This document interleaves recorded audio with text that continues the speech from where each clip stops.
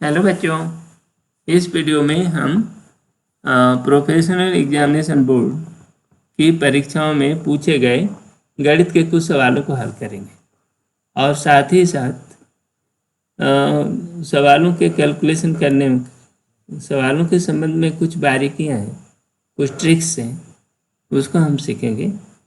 और ये वीडियो इस मामले में विशेष महत्वपूर्ण है कि इसमें न केवल हम लोग कुछ सवाल देखेंगे, बस सवालों के मिलते जुलते और सवालों को भी चर्चा करेंगे।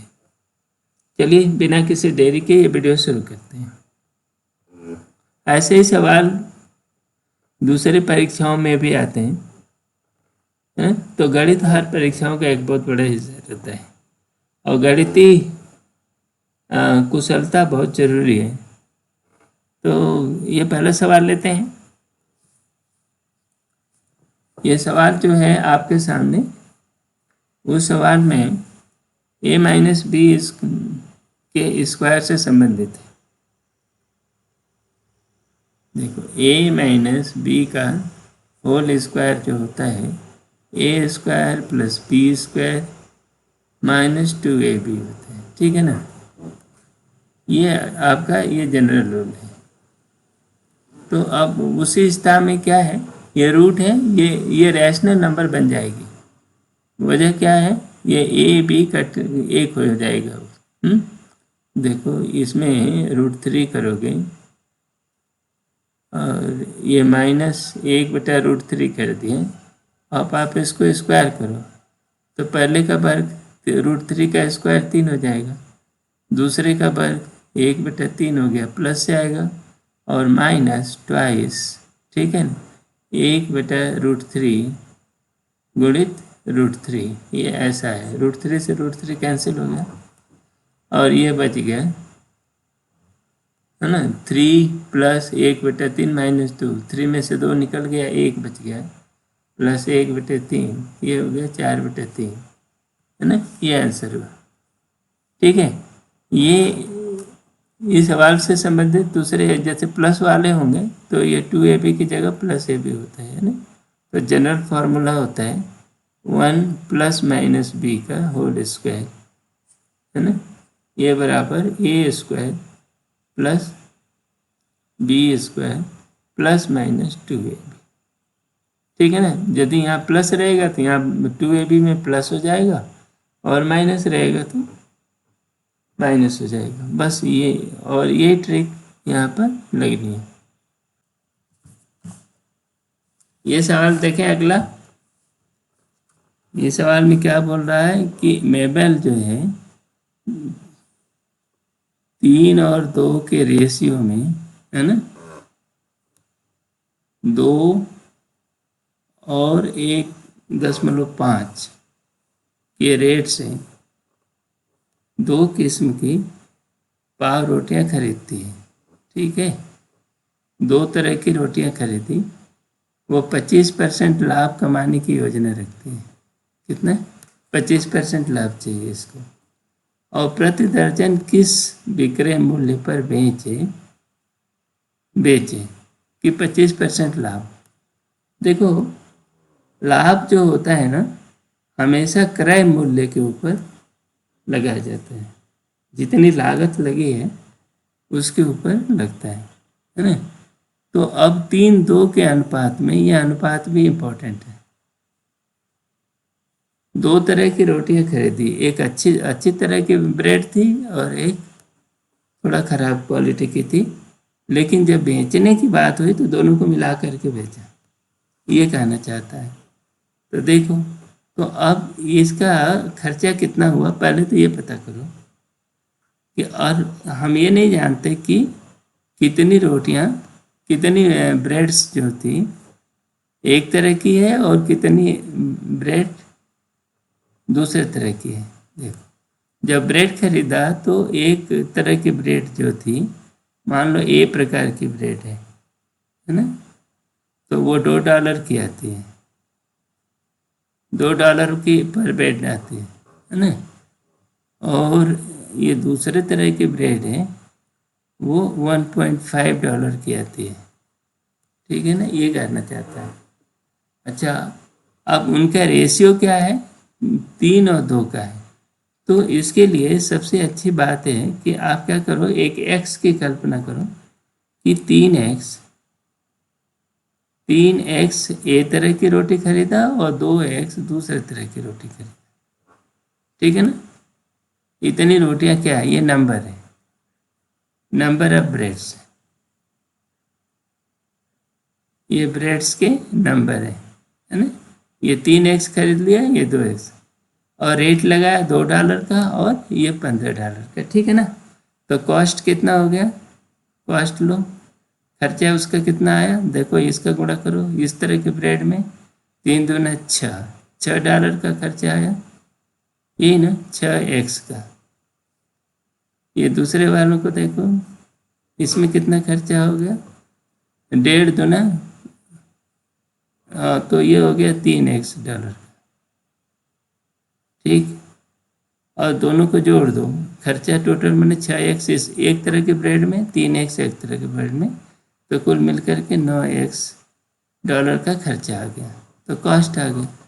ठीक है, और उसकी टोटल ब्रेड कितनी है, ब्रेड भी जोड़ना पड़ेगा ना। पहले ये 3x थी और ये 2x, तो ये हो गई 5x। ठीक है ना? कितनी ब्रेड थी? 5x ब्रेड थी, और उस पर खर्चा कितना आया?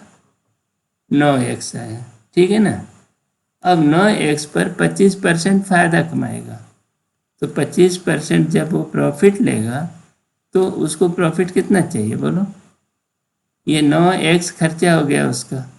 ठीक, और उसको 25% गुणित 25% मैंने 25/100 और चाहिए। ये x है भाई, है ना?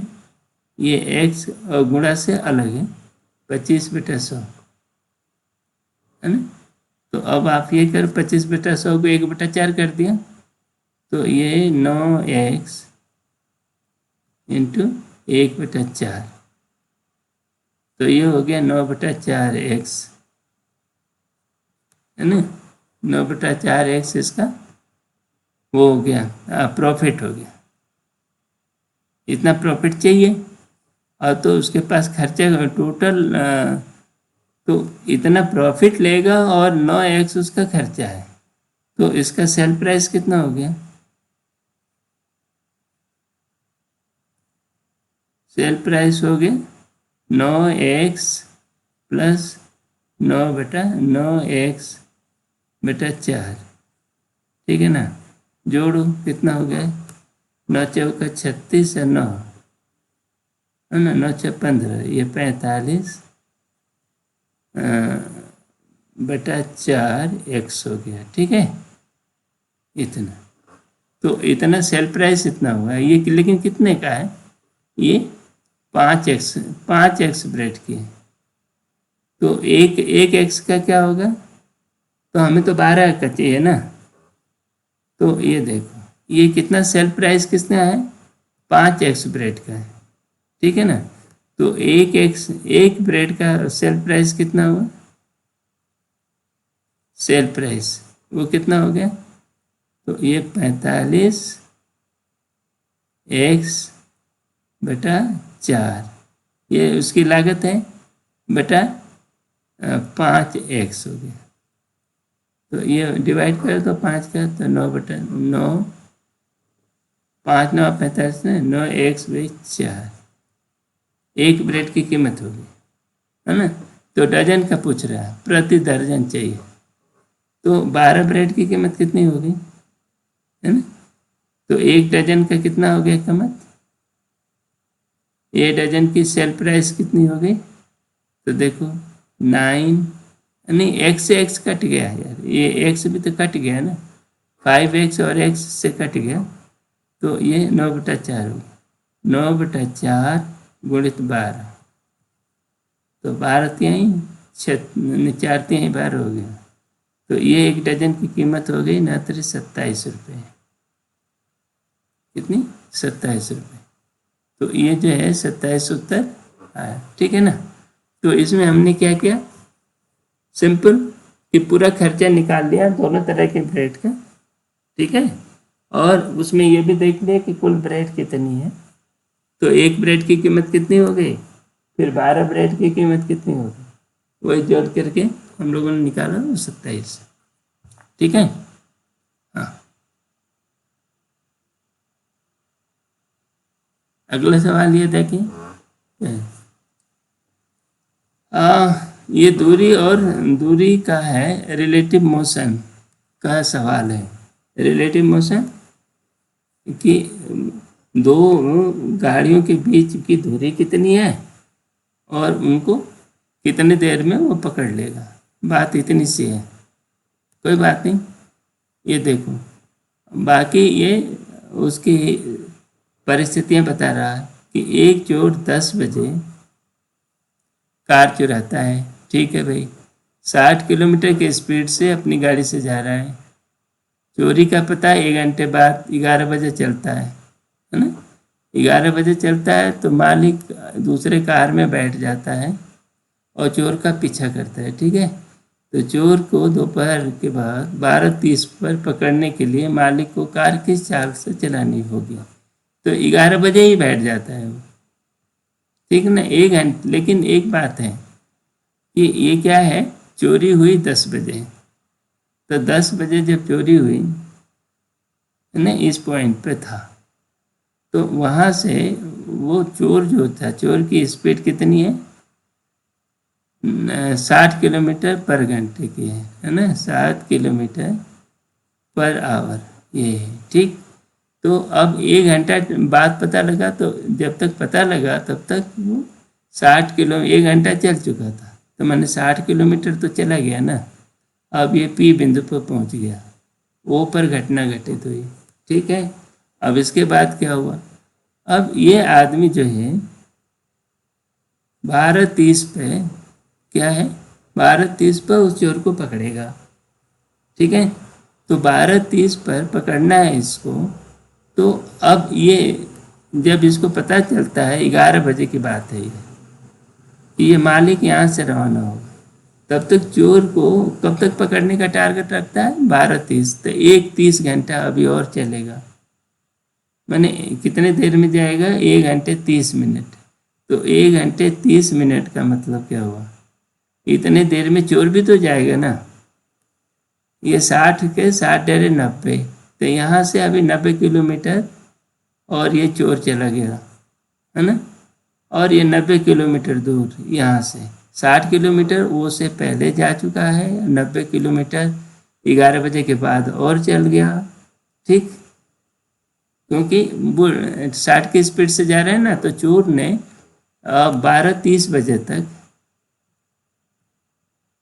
कितना दूरी चल लिया था, ये पूरी दूरी चोर ने जो कवर किया 90 और 6 150 किलोमीटर, 150 ना, 150 किलोमीटर चला गया, ठीक है भाई। अब 150 किलोमीटर, 150 ही हुआ, 90 6 150 किलोमीटर हुआ। अच्छा, अब इनको क्या है, इनको जो है कुल टाइम कितना है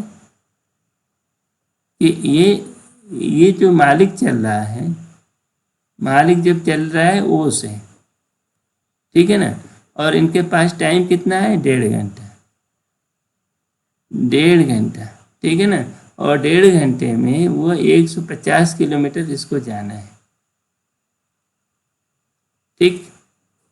तो फिर क्या हुआ, 1.5 घंटे में जब 150 किलोमीटर जाना है, तो इसकी स्पीड क्या होगी, स्पीड, मालिक की स्पीड क्या होनी चाहिए, देखो 150 किलोमीटर चलना है, दूरी बटा समय, ठीक है ना, दूरी हुआ 150 किलोमीटर, जाना है 1.5 किलोमीटर में, 1.5 घंटे में, है ना।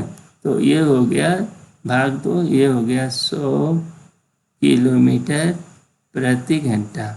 तो मालिक को अपनी कार से 100 किलोमीटर की स्पीड से जाना पड़ेगा, ठीक, नहीं जाएगा। ये बस ये कहानी है, ये आधी ज्योमेट्री है, आधी गणित है ना। तो ये क्या है, इसका उत्तर है 100 किलोमीटर प्रति घंटा। अगला सवाल है, ये दूरी समय के सवाल भी वैसे भी ये रिलेटिव मोशन से लगाया जा सकता है ना। लेकिन रिलेटिव मोशन उतनी ज़रूरत है नहीं।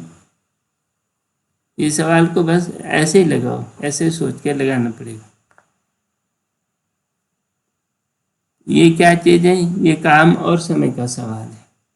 इसमें कह रहे हैं कि 10 अकुशल मजदूर हैं, है ना, एक कार्य को 4 दिन में समाप्त करते हैं। ठीक है भाई, 10 अकुशल मजदूर क्या है? 10 अकुशल मजदूर तो ए कह देते हैं, वो इस मजदूर का नाम ए टाइप के हैं, है ना। 10 अकुशल मजदूर काम को 4 दिन में पूरा करते हैं। कितना काम करते हैं? एक काम करते हैं 4 दिन में। ठीक, तो यही मजदूर एक 10 मजदूर, है ना, एक दिन में कितना काम करेंगे? 1/4 भाग। तो वही 10 मजदूर, ठीक, 10 नहीं, एक मजदूर अकुशल वाला एक दिन में कितना काम करेगा? तो इसका भी 1/10, तो 1/40 भाग काम करेगा। अकुशल मजदूर 1/40 काम करेगा। अच्छा, ये जो कुशल मजदूर हैं, कुशल मजदूर हैं कहीं? कुशल मजदूर जो है ना, कुशल मजदूर अकुशल मजदूर की तुलना में 2 दिनों में ख़त्म करने की दोगुने कुशल है। ये मजदूर जो है ना, 2 गुने कुशल है, यह बोल रहा है कि मतलब ये वही काम इनका डबल करते हैं। तो ये जो कुशल वाले को क्या बोलते हैं? स्किल्ड को। तो ये स्किल्ड मजदूर जो है ना, 1 स्किल्ड मैन एक दिन में, 1 डे में, ठीक है, कितना काम करेगा? इनका दूना काम करेगा, तो 2/40 काम करेगा। ठीक है ना, तो वो 1/20 भाग काम करेगा। ठीक, तो 15 कहाँ से है? 15। अच्छा, ये स्किल है, सॉरी, ये यस जो है वो 5 की तरह से बन गया। तो एक स्किल लेबर, है ना, एक दिन में 1/20 भाग काम करेगा। बस इतनी जानकारी जब आपको मिल गई तो अब आगे बढ़ो। यहाँ ये कह रहे हैं क्या? 4 दिन में काम करते हैं, वो बात तो हो गई।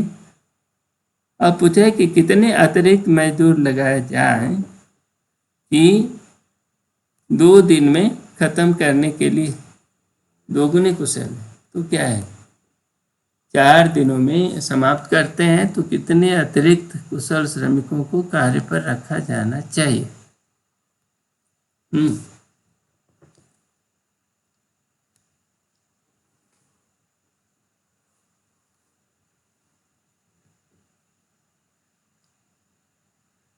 ठीक है, ठीक है। ये एक्चुअली क्या कह रहा है कि ये जो काम है ना, 4 दिन में नहीं न करके 2 ही दिन में ख़त्म करना है। 4 को, इस काम को 2 दिन में ही ख़त्म करना है, तो कितने कुशल मजदूर और बढ़ा दिए जाए। ठीक है भाई, तो ये जो बात है कि ये 10 कुशल मजदूर है ना, अकुशल, वो अभी भी काम करते रहेंगे, लेकिन 2 दिन तक काम किया तो क्या हुआ? 10 अकुशल का 2 दिन का काम, 2 दिन का काम कितना हुआ बताओ? एक दिन का, एक अकुशल का एक दिन का 1/40 है। तो देखो, दिन भी दूना हो गया और मजदूर भी 10 गुना हो गया। तो 10 गुणित 2 गुणित 1/40, ये इतना काम 2 दिन में करेंगे, तो इनको जोड़ो, कितना बना? तो ये हो गया 1/2। ठीक है ना। बाकी ये 2 दिन में ये अकुशल मजदूर कितना काम करेंगे? 1/2 ही काम करेंगे। अच्छा, वैसे लॉजिक से भी देखो कि 4 दिन में पूरा काम करते हैं, तो 2 दिन में ये लोग आधा काम करेंगे, और जो आधा काम बचा है उस काम को कौन करेगा? ये कुशल मजदूर करने वाले हैं। ठीक है ना, कुशल मजदूर करने वाले। ठीक है भाई, कुशल कुशल मजदूर मान लो n कुशल मजदूर हमने लगा दिया, n स्किल मजदूर लगा दिया। कितने दिन काम किया? 2 दिन काम किया, ठीक है ना। तो इन्होंने कुल कितना काम किया? देखो n किया, n गुणित 2 गुणित 1/20। एक दिन में ये डबल काम करते हैं, 1/20। तो ये कितना हो गया? n/10। ये करेंगे, गुणा करेंगे तो 1/n/10 हो गया ना। इतना काम इन्होंने कर दिया, लेकिन यही काम कितना के बराबर है? ये 1/2 के बराबर है, ठीक। बस n बराबर क्या हुआ? n बराबर हो गया 10/2। ये n/10 बराबर 1/2, ये समीकरण बना ना। क्योंकि आधा काम अभी बाकी है, तो अब पूछ रहा है कितने मजदूर लगाए जाएं। तो ये देखो, ये मजदूर हो गए 5, है ना। 5 इसके लेबर आपको लगानी पड़ेगी, ठीक है। तो ये 5 हो गया ये। तो ये काम और समय का सवाल में 2 वेरिएबल होते हैं, एक मजदूर होते हैं, एक टाइम होता है ना। और ये अजीब तरह का बिहेवियर है इसका, ठीक है ना। तो इसको हमेशा इस रेट, उसका रेट निकाल करके और इसको समझना चाहिए कि एक दिन में एक मजदूर कितना काम करेगा, तब उसके बाद करेंगे तो मामला सीधा सीधा लगता है ना, जैसे कि इसमें है। वैसे ये गणना करने के लिए आपको ये 2 दिन में इन 10 मजदूर बने रहे, ठीक है ना। तो और 4 दिन में काम करते हैं, तो अभी आधा काम तो कर ही लेंगे, तो इतनी गणना अकुशल मजदूरों वाली इतनी हो जाएगी। लेकिन फिर भी हमें वो निकालना ही पड़ेगा कि एक कुशल मजदूर एक दिन में कितना काम करेगा, है ना। तो ये सारी प्रोसेस करनी ही पड़ेगी, ठीक है। अगला सवाल है, ये पाइप का सवाल है। ये सवाल में ये क्या पूछ रहा है भाई, कि एक टैंक है, ये क्या है तुम्हारे पास? एक टैंक है, ठीक है ना। ये टैंक में 3/5 भाग पानी भरा है। कितना? 3/5 भाग पानी भरा है, इतना पानी भरा हुआ है, ठीक है ना। इसमें एक नल ए है, इसको ए कहो, जो इसमें पानी भरता है। तो इसको छोड़ दिया जाए तो पूरा का पूरा इस टंकी को 10 मिनट में भर देता है। कितने मिनट में? ये 10 मिनट में भरता है, ठीक है। तो इस ए के भरने वाले टैंक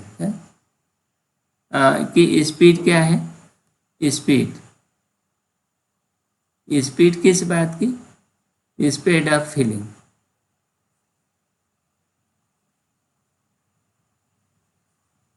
ये फिलिंग की स्पीड क्या है? ये जो बन गई 10 मिनट में भर रहा है। कितना भाग? देखो अभी ये 3/5 भाग तो भरा है, फिर ये 2/5 भाग भरना है इसको, ठीक है ना। तो ये 2/5 भाग ये इसको भरना है, लेकिन कितना? 10 मिनट में। तो ये 1 मिनट में कितना भर रहा है? 2/50, है ना। 2/50 भाग पर मिनट, ये है ना। इतना ये फिलिंग वाला भरता है। और जो ये खाली करने वाला टैंक है, ठीक है ना, वो 6 मिनट में खाली कर देता है। लेकिन 6 मिनट में क्या चीज़ खाली करता है? तो ये जो है, जो एम्प्टी करने वाला टैंक है ना, उसकी बात कर रहे हैं। The pipe are can empty in 6 minute. वही बोल रहा है 6 मिनट में खाली कर देगा। तो ये एम्प्टी करने वाला ट्रक, मान लो वो नल बी है ना। बी क्या है? 6 मिनट में खाली करता है, लेकिन कितना? तो 1 मिनट में कितना खाली करेगा? तो एम्प्टिंग ट्रैक, ये बी की हालत बताओ, बी को खाली करने की रेट बताओ। ये रेट है, ये रेट कितना है? ये पेंसिल को क्या हो गया? ये देखो, ये इतना रेट है बी का। तो अब आप इसकी बात करें कि कि देखो 3/5 भाग को खाली करता है कितने देर में भाई? 6 मिनट में। 6 मिनट में किया तो उसकी रेट हो गई 3/30 पर मिनट, है ना। इसको बोल सकते हो 1/10 पर मिनट, पर मिनट, है ना। 1 मिनट में 1/10 भाग ये क्या किया? खाली कर दिया। तो देखो अब ये जो दोनों टैंक है ना, दोनों टैंक चालू कर दिए जाते हैं एक साथ, तो इनका भरने की, खाली करने की स्पीड क्या होगी? देखो खाली करने वाले की स्पीड ज़्यादा है, ज़्यादा पानी निकाल रहा है, भरने वाला कम पानी निकाल रहा है, यही है ना। देखो ये 1/10 मिनट ये बोल रहा है ना, ये 1/10 को 1/10 भाग पर मिनट, इसको दूसरे वाले में चूंकि 2/50 है तो इसको क्या करें? 5 का ऊपर नीचे गुणा कर दो, तो ये हो गया 5/50, 5/50 भाग पर मिनट। ये क्या है? ये खाली करता है। तो अब नेट स्पीड क्या है? नेट स्पीड मैंने दोनों को एक साथ चालू कर दो तो खाली करेगा तेज, खाली करने वाले की स्पीड तेज है और भरने वाले की स्पीड स्लो है, तो फिर क्या होगा? ये टैंक धीरे धीरे खाली हो जाएगा। तो ये कह रहा है कि कितने मिनट में खाली हो जाएगा। तो खाली होने की, अब पानी के खाली होने की स्पीड क्या है? देखो 5/50, तो ये तो निकाल देगा पानी, लेकिन ये उतने ही देर में 2/50 भर देगा, ठीक है ना। तो नेट क्या हो जाएगा? 3/50 हो गया, हुआ कि नहीं? 3/50 भाग ये क्या होगा? पानी भर दिया, ठीक है ना। और 1 मिनट में तो, लेकिन खाली कितना करना है? खाली तो 3/5 भाग ही करना है ना। शुरू शुरू में 3/5 भाग भरा हुआ था, तो इतना पानी को निकालना है। तो 1 सेकेंड में, 1 मिनट में इतना पानी निकल रहा, तो कितने देर में निकल जाएगा? तो टाइम कितना हो जाएगा? देखो पूरा काम करना है 3/5 भाग, फिर रेट है 3/50 है, ठीक है कि नहीं। तो इसको ये आप लिखोगे 3/5 गुणित 50/3, ठीक। 5 से 5 कटा, ये हो गया 10, 3 से 3 कट गया, कुल मिलाकर हो गया 10 मिनट। 10 मिनट को कुछ गड़बड़ हुआ क्या?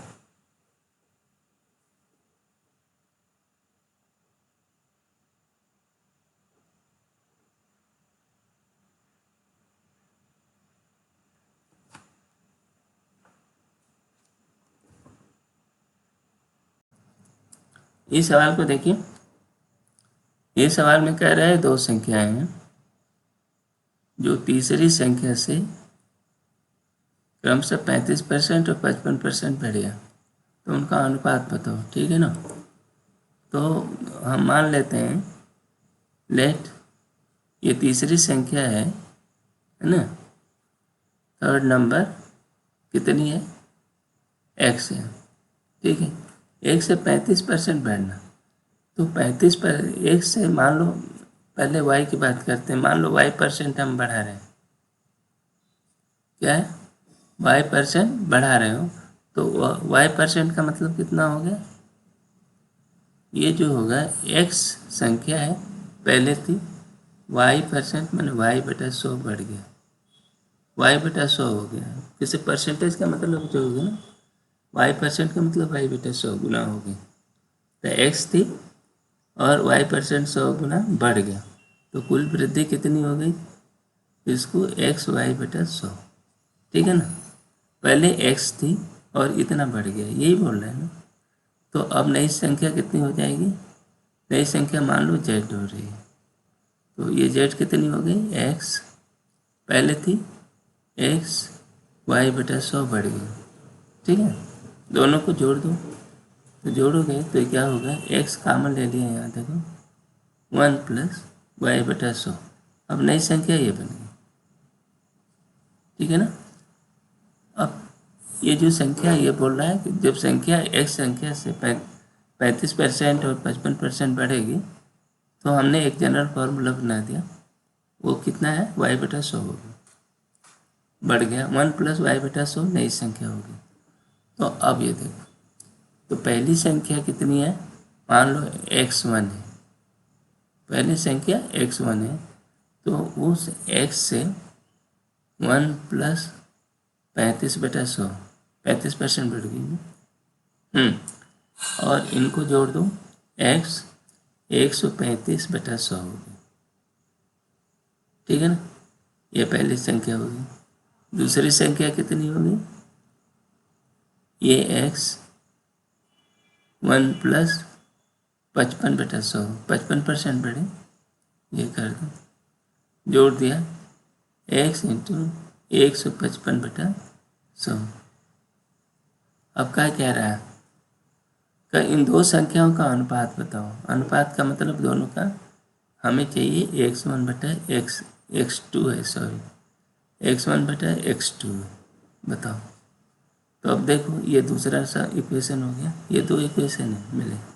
अब एक दूसरे का अनुपात निकालने के लिए भाग दे, तो ये हो गया, देखो 135/100 और 155/100, ठीक। इसको आप सरल करोगे तो 135/100, ठीक है, ये गुणे 155/100 उलट जाएगा, 100/155 होगा, ठीक है, 100 से 100 कटा। और ये जो है 5 है, 5 हटा दो, इनमें 5 कटा, 5 5 ही है, देखो 5 दूना 10, 5 7 35, ये 5 15, 5 ये 27/31 हो गया, ठीक है ना। तो इनका अनुपात कितना हो गया, 27/31। देखो कोई है, ये आ गया, ऐसे बनता है। तो जब भी अनुपात आता है, तो ये पहला वीडियो है, इसलिए हमें थोड़ा सा टाइम ले रहे हैं, नहीं तो इसको तुरंत आप फार्मूले में रखोगे और उसका उत्तर निकालोगे।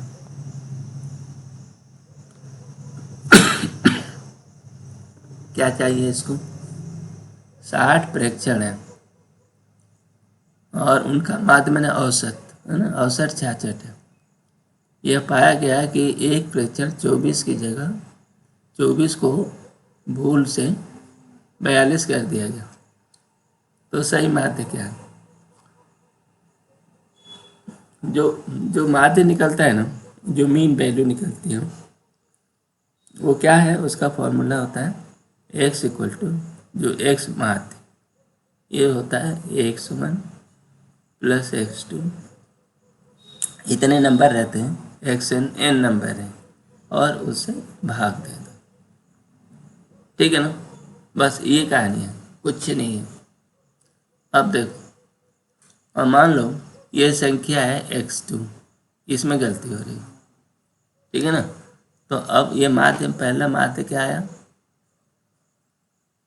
x1 बार हमारा है, और उसमें n का गुणा कर दिया, तो ये क्या हो गया, ये x2 को छोड़ लो, खाली जो खराब है, x2 में जो गलती हुई है उसको छोड़ दिया और बाकी को जोड़ दिया, इनका कॉमन नाम कर दिया सिग्मा x।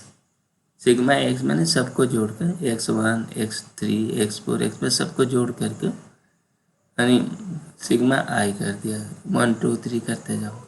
ये क्या हो गया, इसमें i जो है 1 से लेकर के n तक है, लेकिन i जो है 2 नहीं है, तो बस इसी को छोड़ दिया। इनका मतलब कुछ ये नंबर है, बाकी का जोड़ कुछ ये है और इसका ये, तो ये नंबर तो आप बदलेगा नहीं, गलती तो इसमें हुई है, ठीक है ना। तो अब ये रख दो। पहली बात क्या है, पहले क्या है, 60 प्रेक्षण है, हमने 24 को ये 42 लिख दिया था, तो देखो हमारा 66 आया है ना, कितने हैं, 60 है, 66 × 60, ठीक है। ये जोड़ा जाएगा ना, ये बराबर x2 कितना था, आपने 42 ले लिया था, है ना, प्लस ये इस चीज़ को कुछ न कुछ है, तो उसको सिग्मा एक्स हम कह रहे हैं, सिग्मा एक्स आई हमने कर दिया, बस इतना ही, इसी चीज़ को, और ये बदलेगा नहीं। और मान लो नया माध्य वाई आ जाता है, वाई आया तो वो कितने लोगों का होगा, ये भी तो 60 ही लोगों का होगा ना, वाई भी जो बनेगा 60 का ही बनेगा। अब क्या हुआ, ये 42 की जगह सही रूप से हमने 24 कर दिया, ये प्लस सिग्मा एक्स आई हो गया, ठीक है। अब क्या हुआ, दोनों को घटा दो, घटा दें दोनों इक्वेशन, ये इक्वेशन 1 बना, ये इक्वेशन 2 बना, घटा दो तो ये क्या हुआ 60, देखो 60 ये 60 है, कॉमन ले लिया, और ये हो गया 66 माइनस वाई गुणे 60, ये बराबर, इनको घटाओ कितना हुआ, 42 में से 24 गया तो 12, 8, ये हो गया 18, ठीक है ना। 6 से कटाएं, ये देखो 6 से घटाओ तो ये हो गया 10, और ये 6 3 18, ठीक है ना, ये बना ना। तो अब ये क्या हुआ, इसका अर्थ हुआ ये 10 को भी इधर ट्रांसफर कर दिया, 66 माइनस वाई बराबर 3/10, ये हुआ 0.3, ठीक है ना। अब कुछ नहीं, अब ये सिंपल समीकरण है, हल करो, यानी वाई को पक्षांतर कर लो, ठीक है ना।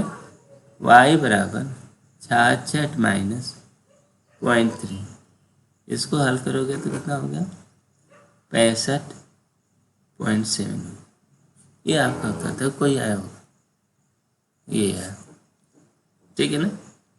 तो ये माध्य के जो सवाल होते हैं बेसिकली इसी फॉर्मूले से बनते हैं, है ना।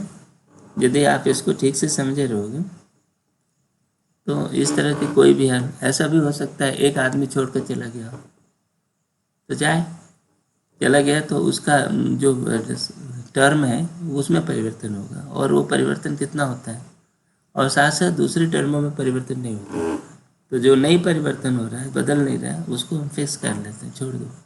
जो परिवर्तन हो रहा है उसको ध्यान से देखो, इक्वेशन बनाओ, हल करो, ठीक है। अगला सवाल है,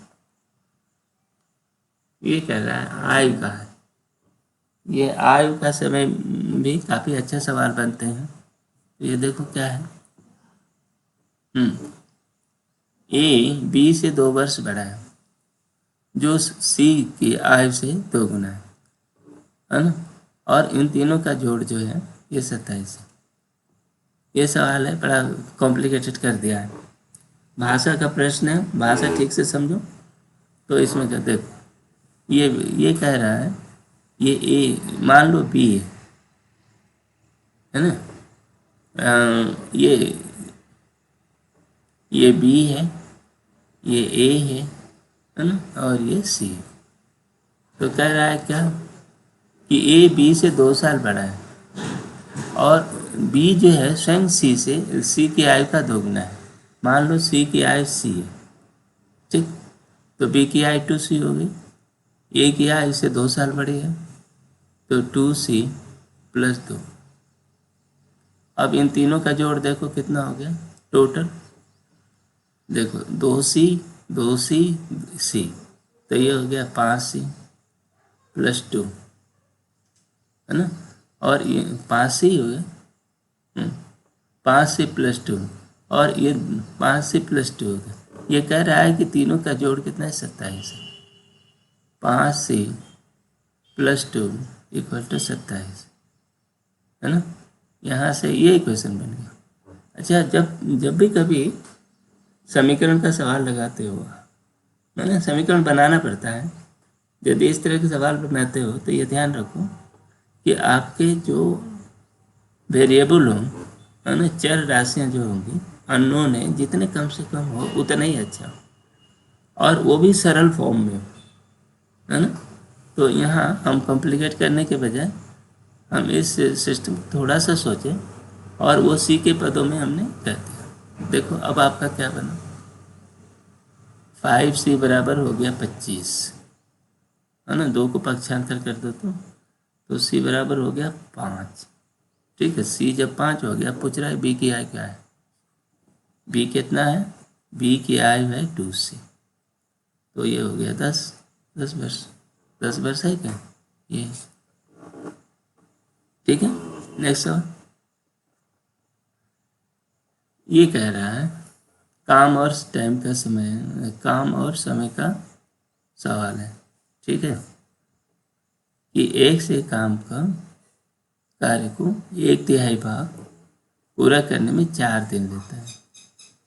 ठीक, 1/3 देखो एक्स है ना, काम का 1/3 भाग कितने दिन में करता है? 4 दिन में करता है। ठीक है ना, इसका मतलब काम जो है एक्स जो है 1 दिन में, है ना, 1 दिन का एक्स का 1 दिन का एक दिन में कितना काम करेगा? ठीक है ना, 4 दिन में 1/3 भाग करता है। ठीक है ना, 1 से 1 दिन में इसको ऐसे जमाए थोड़ा सा, कि इसको थोड़ा काट दो, फिर से लिखो। एक्स है ना, एक्स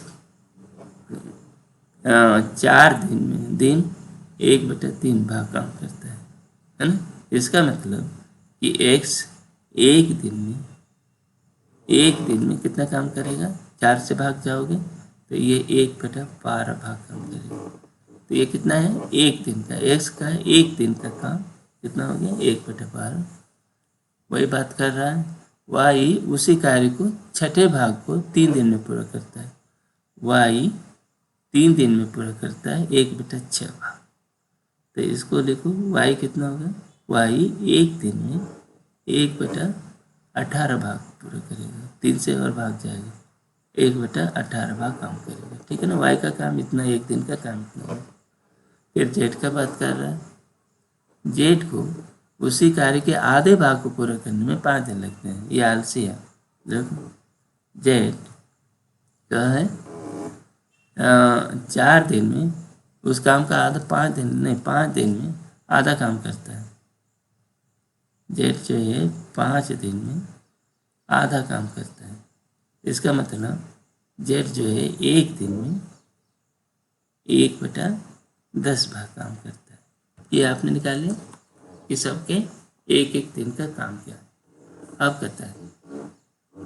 ठीक है, और यदि तीनों इस कार्य को 3 दिन तक साथ मिलकर करते हैं, करो भाई, 3 दिन तक काम करो। तो अब ये देखो, ये काम है, इसमें फ्रैक्शन आ गया ना, फ्रैक्शन को इनके भिन्न बराबर कर लेते हैं, है ना। तो सबका भिन्न 180 कर लेते हैं। 180 इनका बनेगा, क्या बनेगा? लघुत्तम समापवर्ती बनेगा 180। तो इसको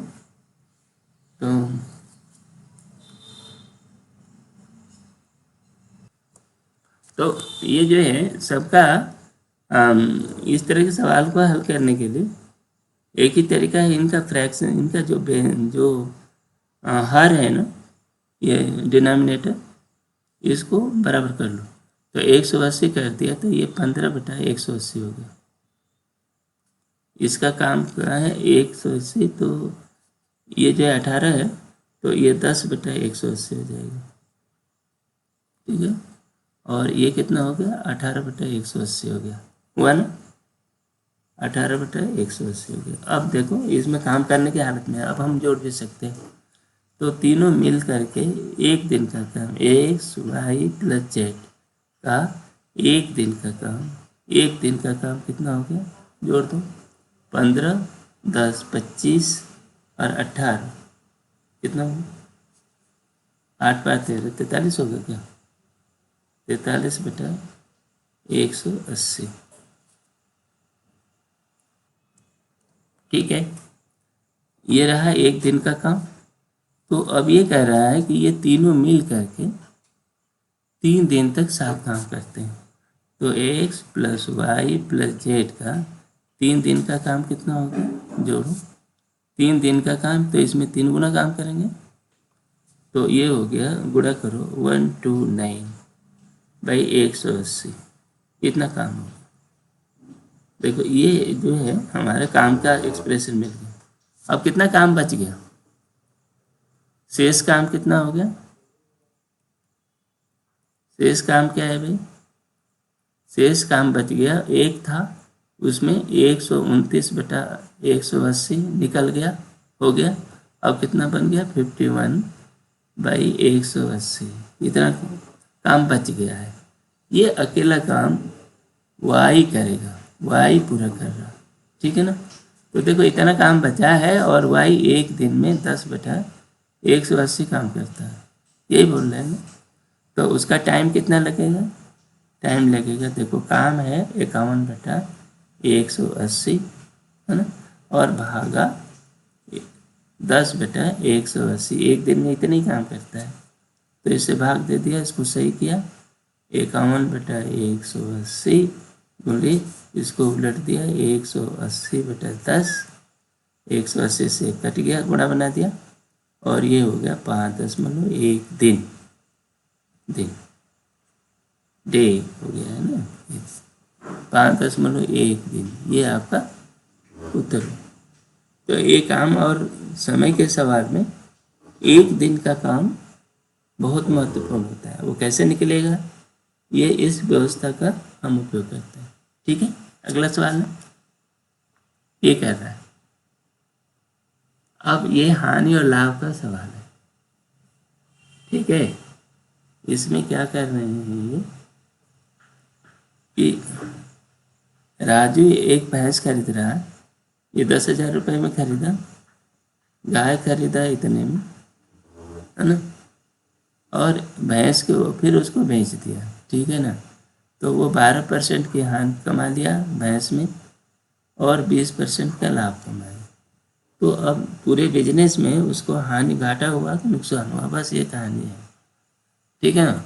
ये परसेंटेज निकालने पर आप पर निर्भर करता है कितना फास्ट निकालते हो। निकालो, देखो ये बात जो है, लाभ और हानि जो होती है हमेशा क्रय मूल्य पर होती है ना। परसेंटेज निकलता है कितना? क्रय मूल्य पर। पहले लाभ हानि पता करो। देखो ये जो बफलो है उसके ऊपर लाभ बताओ, उसके ऊपर देखो बफलो के हिसाब करते हैं, है ना। बफलो में जो भैंस है और वो दूसरी क्या है, गाय है। तो भैंस का ये कॉस्ट की बात कर रहे हैं। भैंस का कॉस्ट कितना है? 10,000 है, ये लिख लिए।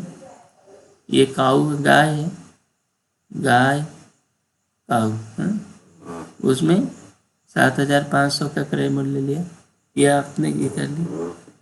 इसका प्रॉफिट परसेंटेज कितना हुआ? प्रॉफिट लॉस जो भी आ रहा है, तो ये गाय को हाँ भैंस में हानि हुई है, -12%, 12/100 की हानि हुई। इसमें कितनी हुई? 20% प्लस हुआ, है ना, लाभ हुआ, तो जुड़ेगा। अब इसमें प्रॉफिट परसेंट है ये, तो ये देखो प्रॉफिट एक्चुअल कितना हुआ बेटा? 12% का मतलब ये हुआ 1200 रुपये का नुकसान हो गया, माइनस हो गया, ठीक है। इसमें क्या हुआ, इनमें क्या हुआ देखो, 20% का इसको फायदा हुआ, तो इसको 1,500 रुपये का फायदा हुआ, यही हुआ ना, 1,500 हुआ। 20% निकालो, 2 शून्य कट गया, 20 का गुणा हो गया 150, 1,500 हो गया, ठीक है। अब इनकी लागत देखो, कास्ट टोटल लागत कितना हो गया? ये 17,500, ये 17,500 टोटल लागत, ये दोनों को मिला के होगी। इसको प्रॉफिट कितना हुआ देखो, 1,500 इसमें कमा लिया, 1,200 ये, मतलब ये 300 रुपये का नुकसान प्रॉफिट हो गया। क्या हुआ? +1 है इसका। 1,500 रुपये कमाया था ये, 1,200 रुपये का नुकसान हुआ, तो ये हो गया।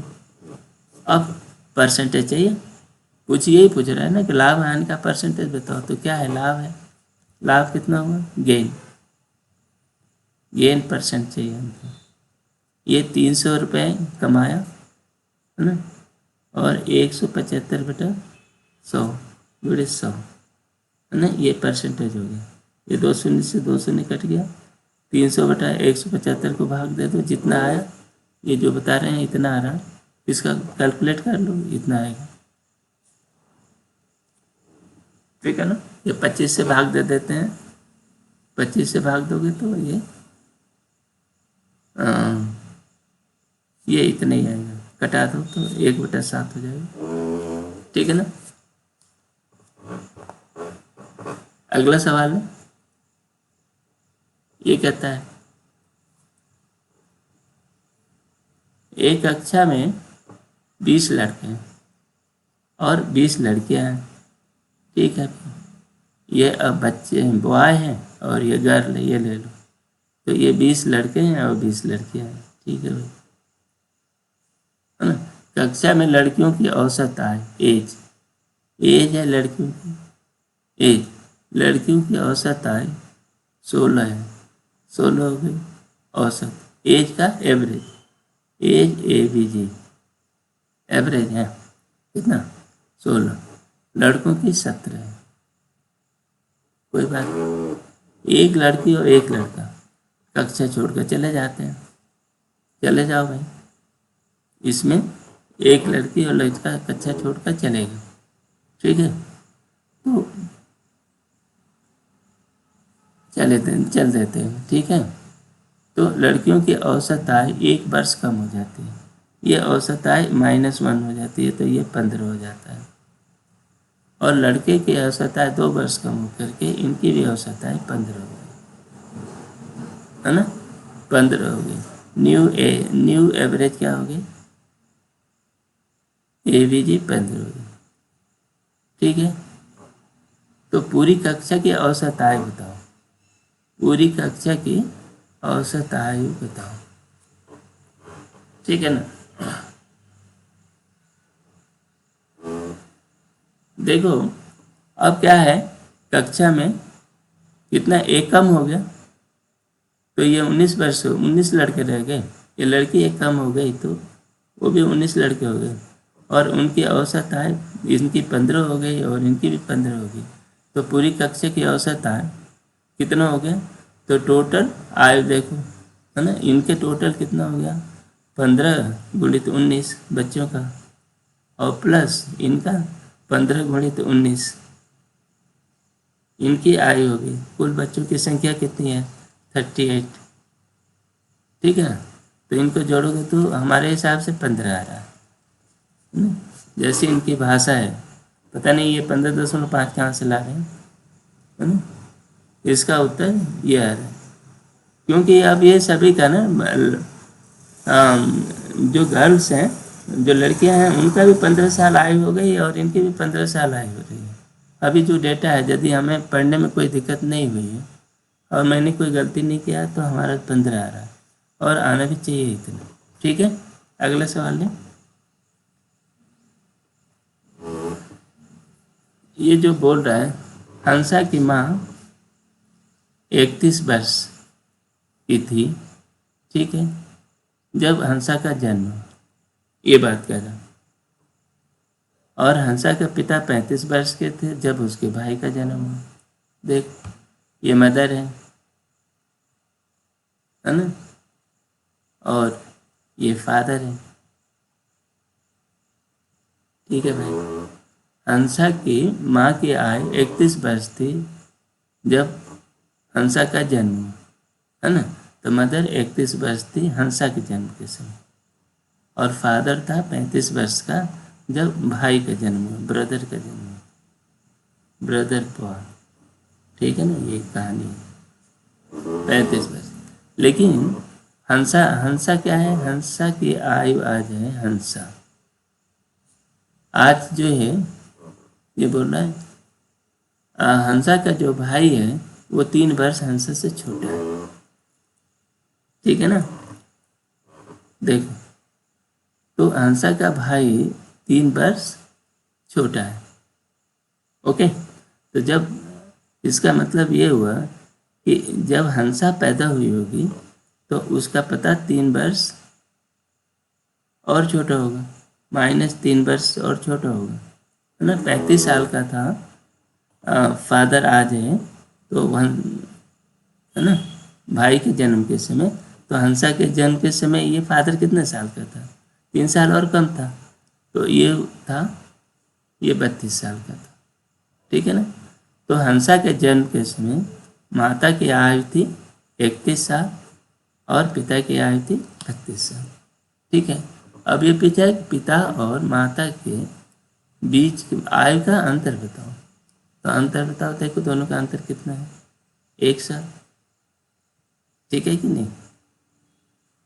बस 1 साल सही उत्तर है। आगे लें। ये ये क्या भारी भरकम सवाल आ रहा है, देखो। कच्चे तेल के मूल्य में वृद्धि के कारण भारत में पेट्रोल की कीमत 10% बढ़ जाती है। ठीक है भाई, बढ़ गई।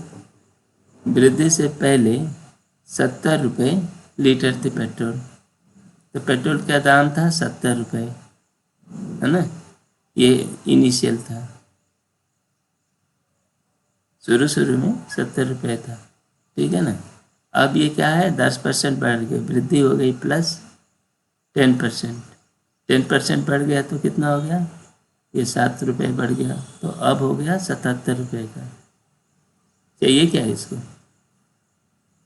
खन्ना अपने काम में एमजी रोड से इलेक्ट्रॉनिक सिटी तक हर दिन अपनी कार से 14 किलोमीटर जाते हैं और उसका माइलेज है, माइलेज प्रति माह 1000 किलोमीटर प्रति माह पड़ता है। देखो, मतलब 1000 किलोमीटर ये चलते हैं, 14 किलोमीटर का 14 किलोमीटर पर लीटर का माइलेज है, मतलब जो ये जाते हैं। तो ये मतलब ये हुआ कि देखो 1000 किलोमीटर जाता है महीने में, और 14 किलोमीटर का क्या है, एवरेज देती है गाड़ी।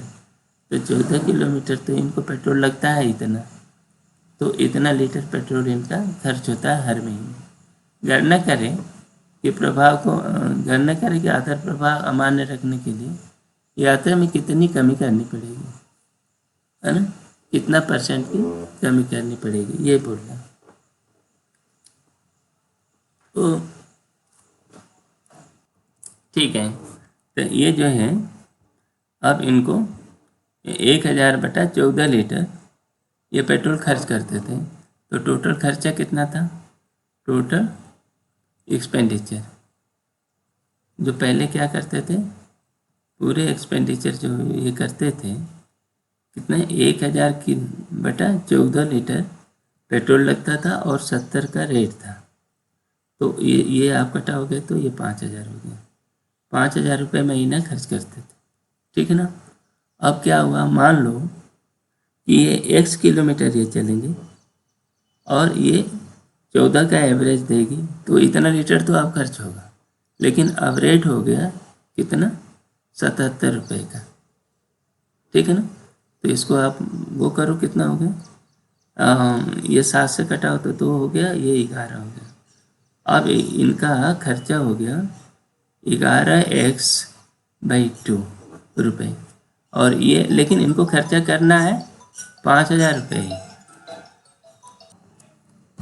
हाँ, तो ये जो है ना, इनको इतने रुपए 11x/2 रुपये खर्च करने पड़ेंगे, लेकिन ये खर्चा इनको 5000 करना है, तो ये बराबर होना चाहिए 11x/2 बराबर 5000, ये है ना। तो x निकालो, कितना किलोमीटर इनको चलना पड़ेगा, तो इसको आप x निकालोगे तो 5000 × 2/11, तो ये होगा 909, भाग दोगे तो 909.09, मैंने इसको भाग दोगे 1000, 10,000/11, तो 9 करीब करीब आएगा। तो अब ये 909 किलोमीटर अब इनको चलना पड़ेगा। पहले 1000 किलोमीटर चलते थे, तो इन्होंने कमी कितना किया, ये जो डिडक्शन किया इन्होंने अपने, ये रिडक्शन किया है ना, इनका ये जो रिड्यूस किया अपना माइलेज, ये कितना है, 91 किलोमीटर, है ना। 1000 में 909 घटा दो तो ये 91 किलोमीटर, तो ये सही है। ठीक है। तो बस ये इस तरह ये सवाल लगेगा। अगला सवाल क्या कर रहा है, ये अनुपात और वो मिश्रण का है ना। तो एक मिश्रण में दूध और पानी का अनुपात 5:3 है, ठीक है। यदि मिश्रण में 5 लीटर दूध मिलाया जाता है तो अनुपात 7:3 हो जाता है। तो नए मिश्रण में दूध की मात्रा कितनी है?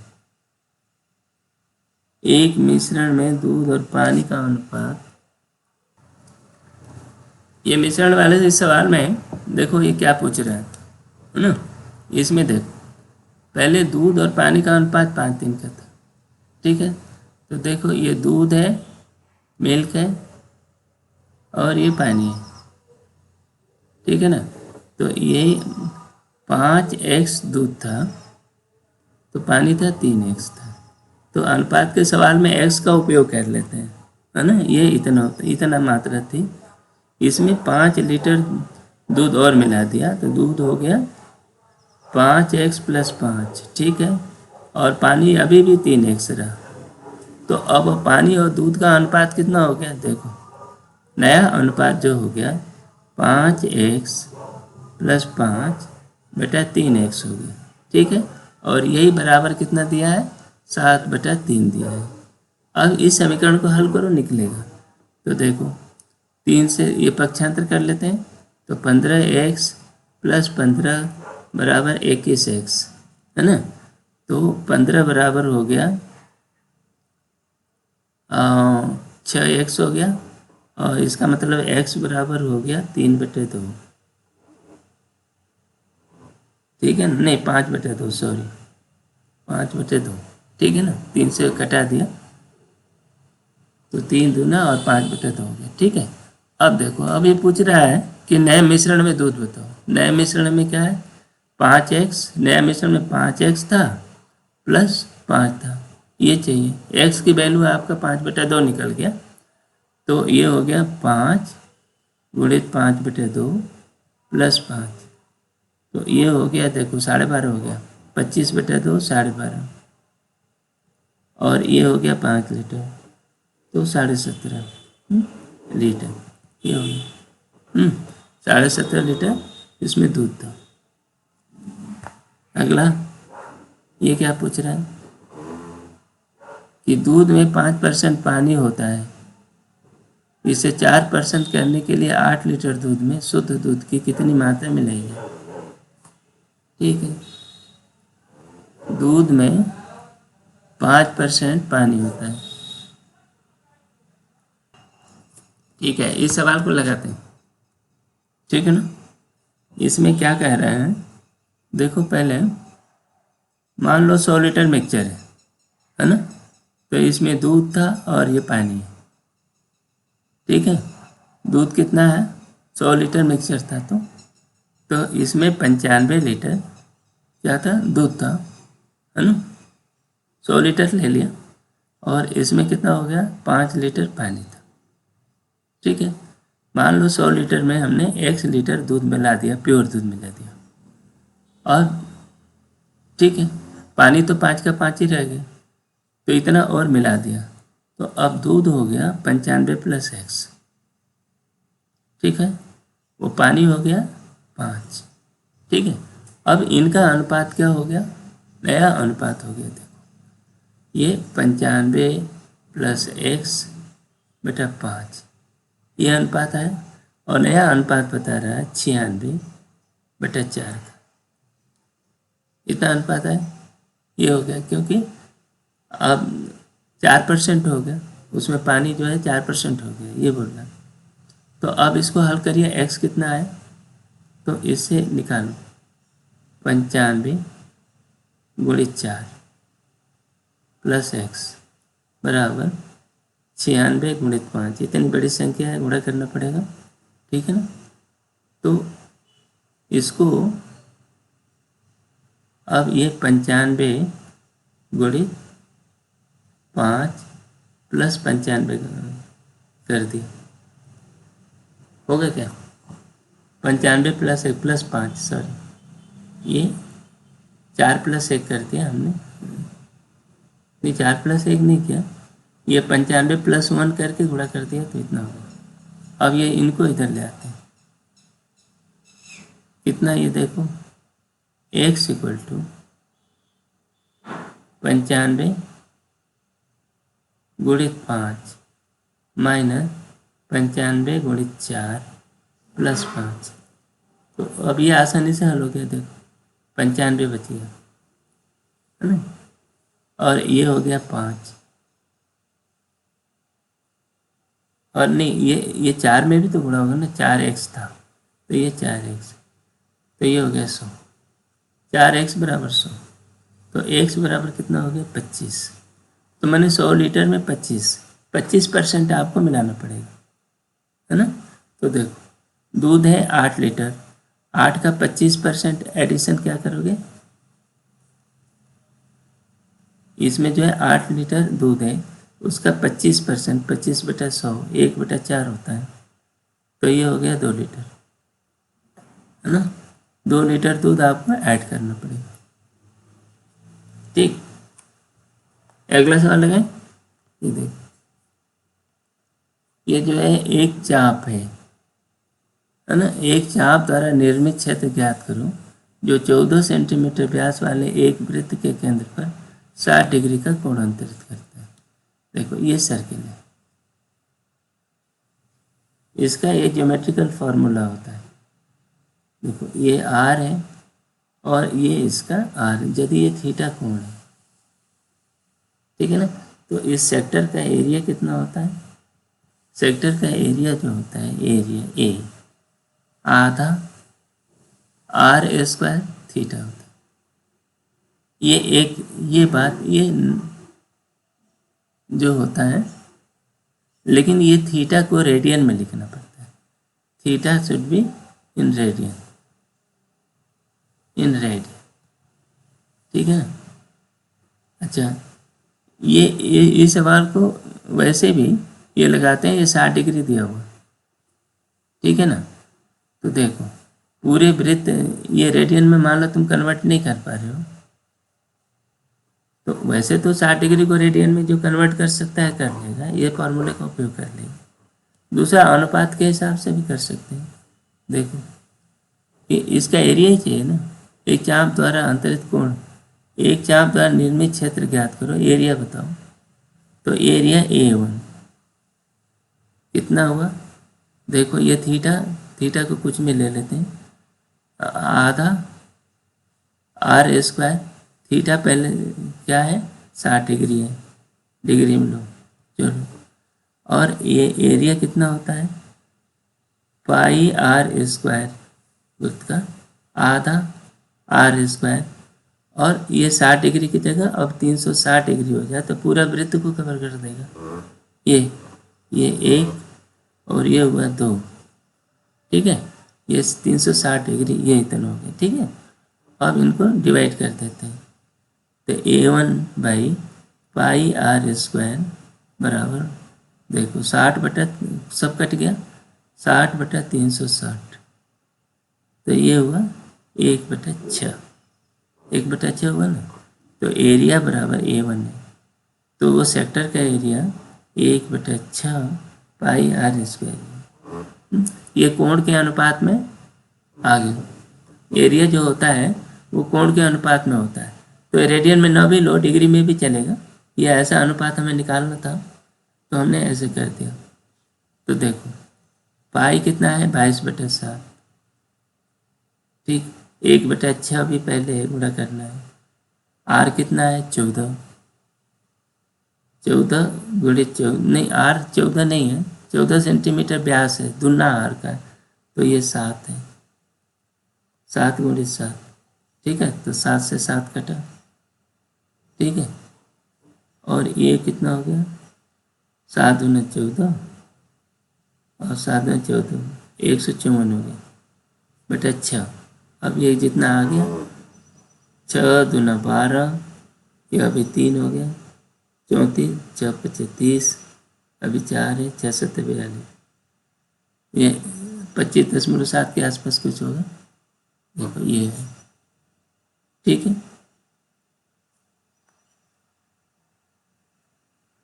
अगला सवाल, ये भी आयु का है सवाल, बोला है भास्कर अपनी बहन से 5 गुना बड़ा है। ठीक है, तो ये कह रहा है कि 10 वर्षों बाद जितनी उसकी बहन की आयु होगी, है ना, उसकी 3 गुनी होगी भास्कर की आयु। ठीक है, ये देखो अभी क्या है, भास्कर की बहन की आयु मान लो x है, ठीक है, ये सिस्टर है और ये भास्कर है, तो ये 5x का होता। ठीक है, 10 साल बाद क्या हो जाएगा, ये x प्लस 10 की हो जाएगी और 5x प्लस 10 का ये हो जाएगा। ठीक, अब इनका अनुपात ये कह रहा है 3 गुना है, तो अब ये क्या होता है, 5x प्लस 10 बेटा x प्लस 10 बराबर 3, ये दिया हुआ। इसको हल करो तो ये हो गया 5x प्लस 10 बराबर 3x प्लस 30 हो गया। अब ये समीकरण हल करें तो ये कितना हो गया, 2x बराबर 20, तो x बराबर 10 हो गया। ठीक है, 10 x 10 हुआ तो भास्कर की आयु वर्तमान आयु 5x है, तो 5x कितना हो गया, 50। भास्कर 50 साल का है। ठीक है ना, तो सही उत्तर 50 हो गया। ठीक, अगला सवाल देखें। ये सवाल को देखो, ये सवाल घुमा करके पूछ रहा हूँ, ठीक है ना, लेकिन हम लोग इसके सीधे रास्ते पर चल रहे हैं।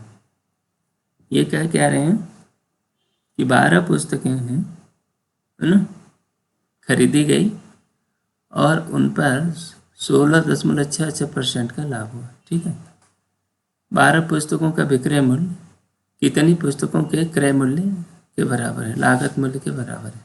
ठीक है, तो ये मान लो कि इनका जो लागत मूल्य वो कितना है, x रुपये है एक किताब का, तो 12 कितना एक किताब का। अच्छा, इसका प्रॉफिट कितना ले रहा है, प्रॉफिट परसेंटेज है ये 16.66 है परसेंट, है ना, इसका मतलब हो गया 50/3, है ना, परसेंट। ठीक है, अब इसका विक्रय मूल्य कितना होगा, इतना प्रॉफिट हो गया, तो विक्रय मूल्य बताओ कितना हो गया, ये x तो लागत प्लस 1/50/3 का 100, ये इतना होगा, है ना, इतना प्रॉफिट और प्रॉफिट परसेंट बटा 100 और 1 प्लस इतना, ये विक्रय मूल्य हो गया। ठीक है, तो ये हो गया x 1 प्लस ये हो गया 1/6, इसको सरल करो 1/6 हो गया, तो ये हो गया 7/6x। ठीक है, कोई बात नहीं, इतना होगा। तो अब ये देखो 12 पुस्तकों का, 12 बुक्स का विक्रय मूल्य कितना हो गया, ये पूछ रहे हैं, विक्रय मूल्य कितना हो गया, देखो 12 गुणे 7x/6, ये हो गया 2, जैसे 14x, है ना, 14x रुपये पूछ रहा है, हो गया इसका विक्रय मूल्य। अब ये पूछ रहा है कि 12 पुस्तकों का विक्रय मूल्य कितनी पुस्तकों के लागत मूल्य के बराबर है। तो देखो एक पुस्तक x में आती है तो 14x में कितना आती है, तो कुल कितनी किताब आती होगी, देखो 14x/x, तो कुल मिलकर के 14 पुस्तकें आती थी, तो विक्रय मूल्य में कितना है, तो 14 पुस्तकें, तो ये हो गया 14। ये सवाल है। ठीक, अगला सवाल लें, इनका औसत निकालिए। औसत निकालने के लिए क्या करते हैं, सबको जोड़ो और भाग दे दो, कितने का, 1 2 3 4 5 6, तो सबको जोड़ करके 6 से भाग दे दो, जो आएगा वो इतना आएगा, यह 39 से आएगा, है ना, तो हम जोड़कर भाग नहीं दे रहे, तो क्या होगा, औसत जो होता है इन सबको जोड़ो, सिग्मा x सारे नंबर को जोड़ो और n से भाग दे दो, तो ये सीधा सीधा सवाल है। हाँ, ये सवाल को देखिए, ये सवाल में क्या बोल रहा है, कि x की वर्तमान आयु ये इतनी है, तो ये x है, ये y है, इसकी वर्तमान आयु x की 5x ले लो, तो इसको 6x लेना पड़ेगा, है ना। 7 साल बाद इसमें 7 साल जुड़ जाएगा, तो 5x + 7 हो जाएगा।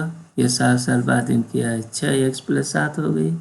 अब इनका नया अनुपात क्या हो जाएगा, देखो 5x + 7 बटा 6x + 7, ये बराबर 6/7। इस समीकरण को हल करो, x = 7 आएगा, है ना। हल कर लो, x = 7 आया, ठीक है। और उसको अब वो पूछ रहा है कि वर्तमान आय बताओ x का, तो 5x बराबर कितना आ गया, 7 × 5 = 35 साल। तो ये जो है ये 35 साल, यानी x की वर्तमान आय कितनी होगी, ठीक है। इसी के साथ ये वीडियो अभी समाप्त करते हैं। इसका शेष भाग अगले वीडियो में कवर करेंगे। Thank you.